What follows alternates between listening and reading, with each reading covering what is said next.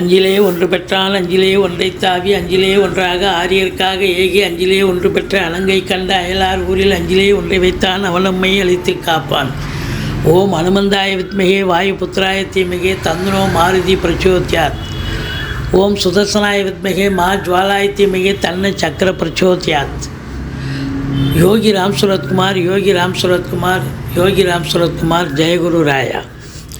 உலகெங்கிலும் வாழ்ந்து கொண்டிருக்கும் நேயர்களுக்கு டாக்டர் சைதை ராஜாவின் அன்பான வணக்கங்கள். நாம் இப்பொழுது இந்த எபிசோடில் மே மாத ராசி பலன்களை பார்க்க போகிறோம். வாக்கிய பஞ்சாங்க அடிப்படையில் கிரகங்கள் ஒவ்வொரு ராசிக்கும் எப்பேற்பட்ட பலனை வழங்கப் போகிறது என்பதை பார்க்கலாம். இந்த மே 7ஆம் தேதி அமாவாசை திதி வருகிறது. மே 23 பௌர்ணமி திதி வருகிறது. வாங்க ராசிக்குள் செல்லலாம்.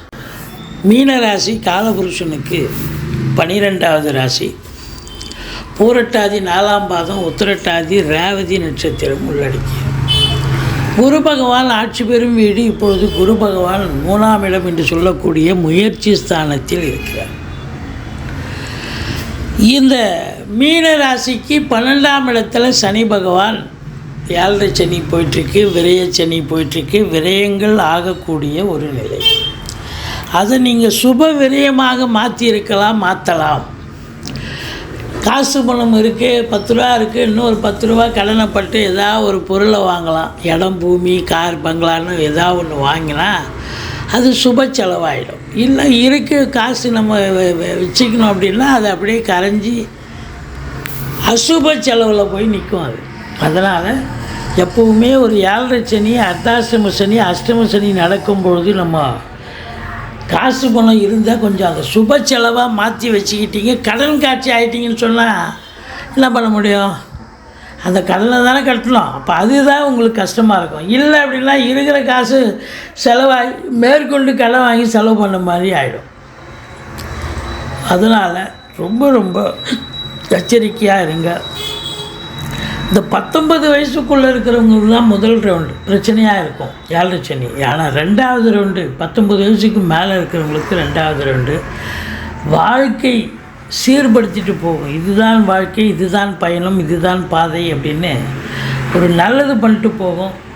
கண்டிப்பாக அதாவது ஒரு படித்த இளைஞர்கள் ஒரு 30 வயசுக்குள்ளே இருக்கிறோம், வேலை வாய்ப்பு கிடைக்கல, இல்லை கடைக்கண்ணி வைக்கலாமா, ஏதோ ஒன்று நல்லது பண்ணிட்டு போகக்கூடிய ஒரு நிலை ஏற்படும். இருந்த போதிலும் ராசியில் ராகு இருக்கிறது, ஒரு ஆசிலேஷன் மைண்டு இருக்கும், எதிர்பார்ப்பு ஜாஸ்தி இருக்கும். இந்த எதிர்பார்ப்பை குறைச்சிக்கினா தான் சாதிக்க முடியும். ஏதாவது ஒன்று செய்யணும், சரி இன்றைக்கி இப்போ செய்யணும் அப்படின்னு நினைக்கணும். நமக்கு இன்னும் இதை விட பெருசாக நிறைய வாங்கி செலவு பண்ணி நிறைய பண்ணணும், பெருசாக பண்ணணும்னா அப்படியே பண்ணணும் தள்ளியே தள்ளி போகும். ஆனால் வேலைக்கு ஆகுமானா வேலைக்காக. அதனால் இதனால் என்னன்னா கணவன் மனைவிக்குள்ள கருத்து வேறுபாடு ஏற்படும். உங்கள் ஆப்போசிட் செக்ஸ், அதாவது கணவனாக இருந்தால் மனைவி, மனைவியாக இருந்தால் கணவனுக்கு பார்த்திங்கன்னா உங்களுக்கு கற்பனை திறன் அதிகம் இருக்கும். பியாண்ட் த லிமிட் பெரிய லெவலில் பிரம்மாண்டமாக யோசிப்பீங்க. அவங்க வேண்டாங்க சிம்பிளாக பண்ணலாங்கன்னுவாங்க. அப்போது ஒருத்தருக்கு கருத்து வேறுபாடு வரும். விட்டு கொடுத்து போங்க அப்படின்னு சொல்லுவோம். இந்த 6ஆம் இடத்து அதிபதி 2ல் உட்காந்ததே ஒரு மைனஸு, இதில் சனி பார்த்தது இன்னும் மைனஸ். அப்போ 6ஆம் இடம் என்பது வம்பு வழக்கு கடன் ரோகம் எதிரின்னு குடும்பஸ்தானத்தில் உட்காண்டிருக்கார். அப்போ எச்சரிக்கையாக இருங்க. கடன் காட்சிகள் வரும், வம்பு வழக்கில் மாட்டிப்பீங்க. இல்லை உடம்பு முடியாமல் போய் அசுப செலவு ஆஸ்பத்திரி செலவு வைக்கும். ஏன்னா 6ஆம் இடம்ன்றது ரணரோக சத்துருஸ்தானம் தானே. எதிரிகளால் தொல்லை ஏற்படலாம், கடன் சுமை இருக்கலாம், உடம்பு பிரச்சனைகள், மருத்துவமனைக்கு செல்ல நேரிடலாம். எச்சரிக்கை தேவை. அதே நேரத்தில் பேசுகிறத பார்த்து பேசணுங்க. ஒரு வார்த்தை வெல்லும், ஒரு வார்த்தை கொல்லும்னு பெரியவங்க சொல்லியிருக்காங்க. அப்போ ஏதோ ஒரு வார்த்தையை விட்டுட்டு பிரச்சனை பெருசாக ஆகிடக்கூடாது இல்லையா?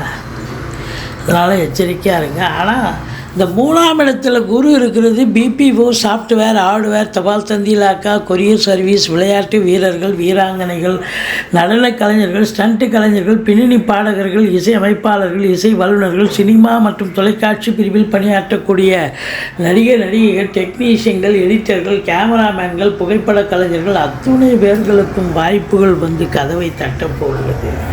உங்கள் முயற்சி சிறிய முயற்சியாக இருந்தாலும் அது இமாலய வெற்றி பெறும்.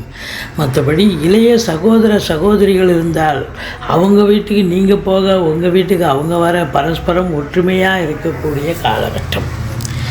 அடுத்தது இந்த 6ஆம் இடத்தை சனி பார்க்குறார். நம்ம ஏற்கனவே சொல்லியிருந்தோம், ரொம்ப ஜாக்கிரதையாக கடனை வாங்காதீங்க. கடன் வாங்கினா, அதாவது கொடுக்கவும் கொடுக்காதீங்க, கடன் கொடுத்த காசும் வசூலாகாது. கடனாக கொடுத்தீங்கன்னா சுத்தமாக போயிடும், அது ஒன்வே டிராஃபிக் மாதிரி ஆகிடும். அதனால் ரொம்ப விழிப்புணர்ச்சி தேவை. அதாவது இந்த மீனராசி அன்பர்கள் ரொம்ப சர்வ ஜாக்கிரதையாக இருக்கணும். ஏடிஎம் மாதிரி எனி டைம் ஜாக்கிரதையாக இருக்கணும். எதிரிகளால் தொல்லை ஏற்படலாம், கடன் சுமை விழிப்பெதுங்க வைத்து விடலாம், தேக ஆரோக்கியத்தில் பிரச்சனையை ஏற்படுத்தலாம். அதனால் எதையும் பியாண்ட் த லிமிட் யோசிக்காதீங்க. உங்கள் சக்திக்கு ஏற்ப எந்த பொருளும் வாங்குங்க, செய்யுங்க, பண்ணுங்கள். மற்றபடி குறை ஒன்றுமில்லை. 7ஆம் இடத்தை குரு பார்க்கிறார். 7ஆம் இடத்தில் கேது இருந்தார். இதனால் வரைக்கும் கேது இருந்து குடும்பத்தையும் கெடுத்தார். அதாவது கணவன் மனைவிக்குள்ளே சண்டை சச்சரவு, பிரச்சனைகள், பிரிவினைகள், போலீஸ் ஸ்டேஷன், கோர்ட்டு, வம்பு வழக்குன்னு கூட போனீங்க. இப்போ பிரிந்த தம்பதியர்கள் ஒன்று சேரக்கூடிய காலகட்டம். கண்டிப்பாக ஒன்று சேருவீங்க. பிரிந்த தம்பதியர்கள் சந்தோஷமாக ஈகோவை விட்டு கொடுத்து சேருவீங்க, ஒன்று சேருவீங்க. அதே நேரத்தில் நண்பர்கள் வட்டாரம் விரிவடையும், நண்பர்களால் ஆதாயம் கிடைக்கும். கூட்டு தொழில் செய்பவர்களுக்கு கூட்டாளிகளால் நன்மைகள் பிறக்கப் போகிறது. ஏன் எதிர் வீடு, பக்கத்து வீடு, அக்கம் பக்கம் வேலை பார்க்குறது, தொழில் பண்ணுற இடம், உத்தியோகம் பார்க்குற இடம், எல்லா இடத்துலையும் உங்களுக்கு எதிர்ப்புகள் இருந்து கொண்டே இருந்துச்சு கடந்த நாளாக. ஆனால் இப்போ பார்த்தீங்கன்னு சொன்னால் உங்களை எல்லோரும் புன்முறுவலோடு வரவழைப்பார்கள், எதிர்க்க மாட்டாங்க. அப்படி ஒரு நிலை இருக்கும். நீங்களே ஆச்சரியப்படுவீங்க, நமக்கு அதெல்லாம் நடக்குது. ஸோ 9ஆம் இடத்தை குரு பார்க்கிறார். யோக பாக்கியங்கள் நிறைந்த ஒரு காலகட்டம். ஈஸிலி டு கெட், எதையும் போராடி ஜெயிக்க தேவையில்ல. காற்று உங்கள் பக்கம், காலம் உங்கள் பக்கம், கிரகங்கள் உங்கள் பக்கம் அப்படின்னு சொல்லலாம். அப்போ சாதிக்கக்கூடிய காலகட்டம் வந்தாச்சு. தந்தையால் யோக பாக்கியங்கள் அப்படின்னு சொல்லணும்.